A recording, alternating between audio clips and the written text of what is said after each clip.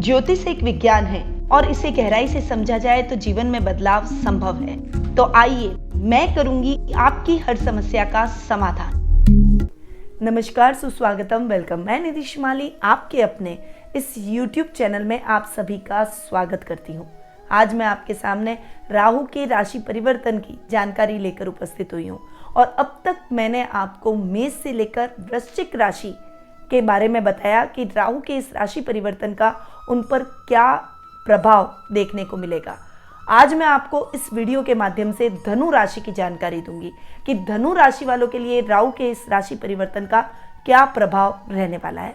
वैसे आपको बता दूं कि राहु 12 अप्रैल को सुबह 10:36 पर वृषभ राशि से मेष राशि में कृतिका नक्षत्र में प्रवेश करेंगे। लगभग 18 माह राहु एक ही राशि में रहते हैं, यानी मेष राशि में वे 30 अक्टूबर वर्ष 2023 तक गोचर भ्रमण करने वाले हैं। ज्योतिष शास्त्र में 9 ग्रहों की गणना की जाती है और 9 ग्रहों में से 7 ग्रह प्रत्यक्ष माने गए हैं। राहु और केतु को हम छाया ग्रह के रूप में देखते हैं, परंतु इनका प्रभाव हमारे जीवन पर बहुत ही गहरा होता है। और मैंने मेरे वार्षिक राशिफल में भी आपको बताया कि अप्रैल माह में 3 बड़े ग्रहों का राशि परिवर्तन होने जा रहा है। राहु, गुरु और शनि, ये 3 ग्रह हमारे जीवन को बहुत अधिक प्रभावित करते हैं। राहु शनि की तरह प्रभाव दिखाता है और राहु कुंडली में जिस भाव में बैठा होता है उसके अकॉर्डिंगली रिजल्ट देता है। राहु सूर्य और चंद्र के साथ में ग्रहण दोष का भी निर्माण करता है, परंतु यदि कुंडली में राहु तृतीय स्थान में, षष्ठम स्थान में या फिर लाभ भाव में यानी 11th हाउस में बैठा हो तो राहु के उत्तम परिणाम हमें देखने को मिलते हैं।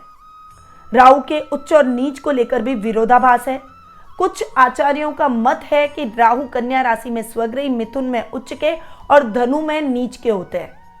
वहीं कुछ अन्य आचार्यों का ऐसा मत है कि राहु वृषभ में उच्च के और वृश्चिक राशि में नीच के रहते हैं। वहीं राहु के मंगल ग्रह शत्रु, शनि शम और अन्य ग्रहों से मित्रता होती है। अब राहु की दृष्टियां भी शनि के जैसे ही अच्छी नहीं मानी जाती और राहु अपनी पंचम, सप्तम और नवम दृष्टि से हमें प्रभावित करते हैं। तो अब जान लेते हैं कि धनु राशि वालों के लिए राहु के क्या रिजल्ट देखने को मिलेंगे जब राहु का राशि परिवर्तन होगा। अब तक राहु आपके षष्ठम भाव में बैठकर बहुत ही बढ़िया आपको रिजल्ट दे रहे थे। हर क्षेत्र में आपको सफलता दिलवा रहे थे, हर कार्य में आपको प्रसिद्धि दिलवा रहे थे, इवन आपके जीवन में आ रहे कष्टों का भी समाधान कर रहे थे। राहु की अब तक यानी जब वे आपके षष्ठम भाव में थे तब पंचम दृष्टि आपके कर्म भाव पर, सप्तम दृष्टि आपके द्वादश भाव पर और नवम दृष्टि आपके द्वितीय स्थान पर पड़ रही थी, जो कि इन स्थानों को थोड़ा सा फ्लक्चुएशन दे रही थी। पर अब इन स्थानों के हिसाब से आप बेफिक्र हो जाइए। अगर पिता से मतभेद चल रहे थे तो वो खत्म हो जाएंगे। कार्य क्षेत्र में नौकरी पेशा लोगों को बहुत अच्छी सफलता प्राप्त होगी। विदेशी कंपनियों के साथ में आपके टाइप होने अटक रहे थे तो वो कार्य आपके अब सुदृढ़ रूप से चलते चले जाएंगे। विदेशों में जाने की इच्छा, विदेशों में जाकर काम करने की इच्छा आपकी अब पूर्ण हो जाएगी। साथ ही आपके कुटुंब के साथ में रिलेशन और भी अच्छे और ठीक होते हुए दिखाई देंगे। वाणी से आप अब सभी को मोहित करते हुए दिखाई देंगे और अपने शब्दों की वजह से, अपनी वाणी की वजह से आप प्रसिद्धि भी हासिल करेंगे। पर राहु चूंकि अब आपके पंचम भाव में बैठ रहे हैं तो आपके पंचम भाव को थोड़ा सा फ्लक्चुएट करेंगे। देखिए, राहु जब पंचम भाव में बैठते हैं ना तब कई समस्याएं, कई प्रॉब्लम्स पैदा करते हैं। यह समय आपके कार्यों में रुकावटें ला सकता है। छात्रों के लिए यह समय बिल्कुल सही नहीं है क्योंकि राहु यहां बैठकर आपको भ्रमित करेंगे, ओवर कॉन्फिडेंट बनाएंगे, बहुत ज्यादा ओवर थिंकिंग करना, थोड़ा गुस्सा, अग्रेशन अधिक, काम की प्रवृत्ति कम, थोड़ा सा गलत निर्णय ले लेना और बाद में उसके बारे में पछताना, ऐसी स्थिति राहु पैदा कर सकते हैं। संतान को लेकर चिंता हो सकती है, उसके नशे की आदतें या फिर उसके बिहेवियर को लेकर आप बहुत चिंतित होते हुए दिखाई देंगे और अभी आप उसे हैंडल नहीं कर पाएंगे कि आपके आप किस प्रकार से अपनी संतान को कंट्रोल करें। पर चूंकि आप पेरेंट्स हैं तो इन बातों के प्रति आप अवेयर रहें, क्योंकि ये समय आपके लिए संतान की चिंताओं को बढ़ा सकता है। परंतु जो नवविवाहित दंपति संतान की अभिलाषा रखते हैं और पुत्र प्राप्ति की अभिलाषा रखते हैं, उनकी वो इच्छा राहु जरूर पूरी कर देंगे। इस समय आध्यात्मिकता से आप जरूर जुड़ेंगे, धार्मिक कार्यों में आपकी संलग्नता बढ़ेगी। वहीं घर में भी कोई धार्मिक अनुष्ठान आप इस समय करवा सकते हैं। ये बहुत ही पॉजिटिव बात है, इससे आपके मन में एक शांति और पॉजिटिविटी आएगी। अब राहु की दृष्टियों की अगर बात करूं तो राहु की पंचम दृष्टि आपके भाग्य स्थान पर पड़ रही है, जो कि आपके भाग्य को फ्लक्चुएट कर सकती है। आपके काम बनते बनते अटक सकते हैं, इसलिए अधूरे कार्यों की लिस्ट भी बढ़ सकती है। बहुत ज्यादा सतर्क रहें, थोड़ा सा कर्मशील बने। एक काम को आप पहले पूरा करें, उसके बाद ही दूसरे काम की शुरुआत करें। इस बात को आपको बहुत ज्यादा अच्छे तरीके से आत्मसात कर लेना है। वहीं जो छात्र हायर एजुकेशन से जुड़े हुए हैं उनको दिक्कतें आ सकती है। आपको मनचाहा कॉलेज नहीं मिलेगा, मनचाहा रिजल्ट नहीं मिलेगा, लक्ष्य से आप थोड़े से भ्रमित हो सकते हैं और आप जिस लक्ष्य का पीछा कर रहे हैं उसमें भी आपको निराशा हो सकती है। इसीलिए आपको मेहनत डबल कर देनी चाहिए। मैं ये केवल आपको इसलिए बता रही हूँ, ये मैं आपको नेगेटिव बता के डराना नहीं चाहती हूँ, आप इस बात को ध्यान रखिए। ये मैं केवल आपको इसलिए बता रही हूँ ताकि आप सतर्क हो जाएं और अधिक मेहनत करें, क्योंकि मैं हमेशा इस बात पर जोर देती हूँ कि व्यक्ति को कर्म प्रधान होना चाहिए। अगर आप कर्म अच्छे करेंगे तो रिजल्ट अपने आप आपको मिलेगा। ग्रह भी मजबूर हो जाएंगे आपकी सहायता करने के लिए। और वैसे भी ये तो दृष्टियों की बात है, उस ग्रह के स्वामी पर भी बहुत कुछ डिपेंड करता है, तो घबराने की आवश्यकता नहीं है, पर थोड़ा सा सतर्क रहे। इसीलिए मैं आपको ये परिणाम बता रही हूं। तो विद्यार्थी वर्ग को थोड़ा सा सतर्क रहना है। आउट ऑफ वे जाकर लोगों की सहायता जरूर आप करेंगे, पर कई बार आपके लिए वो चीज भारी पड़ जाएगी, यानी वो नेगेटिव हो जाएगी आपके लिए। आप किसी की हेल्प करने गए और उसने आपको अदरवाइज ले लिया, उल्टा आप फंस गए और आपकी बदनामी हो गई। तो ऐसी स्थितियों में भी बहुत संभल कर रहे हैं। कोई भी आपके साथ चीट कर सकता है, धोखा दे सकता है।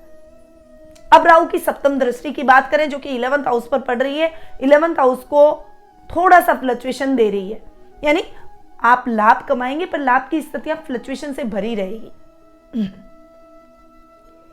लाभ का आनंद नहीं ले पाएंगे। इस समय व्यापारी वर्ग नए व्यापार की ब्रांच खोलने से बचे। आपका जो व्यापार चल रहा है उसी पे कंसंट्रेट करें। नया कुछ रिस्की काम आप शुरू करेंगे या कुछ भी नया आप शुरू करेंगे ना, उसमें आपको फायदा नहीं होगा। शेयर मार्केट में इन्वेस्टमेंट करने वालों को सलाह यह है मेरी कि वो लॉन्ग टर्म इन्वेस्टमेंट करें, शॉर्ट टर्म इन्वेस्टमेंट से बचें, क्योंकि उसमें नुकसान हो सकता है और नुकसान भारी हो सकता है, जो कि आपके लाभ की स्थितियों को और नुकसान की स्थितियां मिलके वो आपको फिर से न्यूट्रल कर देगा और पुनः जीरो से स्टार्ट करना पड़ सकता है। इसलिए थोड़ा सा संभल जाइए। अब आते हैं नवम दृष्टि पर। नवम दृष्टि आपके लग्न पर पड़ रही है, जो कि थोड़ा आपको कंफ्यूज जरूर करेगी। हालांकि आपके लग्नेश है गुरु, जो कि राहु के एक दिन बाद यानी 13 अप्रैल को राशि परिवर्तन करते हुए स्वग्रही होकर हंस नामक महापुरुष योग बनाते हुए आपके सुख स्थान में बैठेंगे, परंतु राहु की दृष्टि का प्रभाव जरूर रहेगा। इसलिए मैं आपको सतर्क कर रही हूं। रिजल्ट बहुत भयानक नहीं होंगे, पर आपको संभल कर रहना है। डिसीजन लेते समय कंफ्यूज नहीं होना है। अपने आत्मविश्वास को बनाए रखें और ओवर कॉन्फिडेंट बिल्कुल भी ना हो। कभी कोई बड़ा निर्णय अगर आपको लेना है, आप अपने पारिवारिक सदस्यों की बेझिझक सलाह ले सकते हैं। उसमें हिचकिचाने की आवश्यकता नहीं है। अपने घर के बुजुर्गों की सेवा करें, उनका आशीर्वाद लें, ताकि आप सही डिसीजन पे पहुंच पाए। वो आपको बिल्कुल सही और सटीक मार्गदर्शन देंगे और इससे आप भ्रमित होने से बच जाएंगे। तो ये है धनु राशि वालों के लिए राहु के प्रभाव, जो कि आपको मिक्स मिल रहा है। अब आते हैं उपायों पर। देखिए, उपाय आपको क्या करने चाहिए।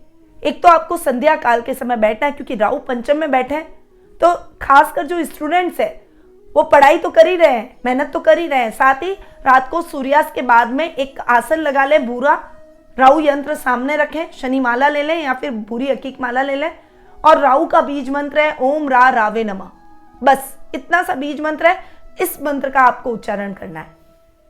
संडे के दिन यानी रविवार के दिन अगर आपके घर के आसपास भैरव देवता का मंदिर है तो वहां जाकर एक सूखा नारियल, जिसे हम गोटा कहते हैं स्थानीय भाषा में, वहां जरूर फोड़े और वो वहीं पर ही बांट कर आ जाए।